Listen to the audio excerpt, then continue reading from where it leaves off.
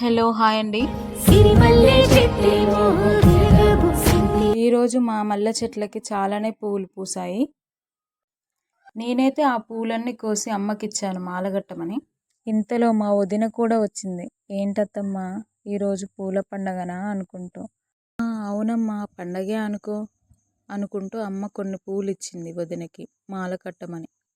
ఇద్దరైతే పూలమాల చాలా అంటే చాలా ఫాస్ట్గా కడుతున్నారు. అదేదో పూలమాల కాంపిటీషన్ ఉన్నట్లుగా. మల్లెపూల వలన చాలా ఉపయోగాలు ఉన్నాయి. మల్లెపూల సువాసన మనసును ప్రశాంతపరుస్తుంది. ఒత్తిడి తగ్గించడంలో కూడా సహాయపడుతుంది. ఫైనల్గా పూలైతే మాల కట్టడం అయిపోయింది.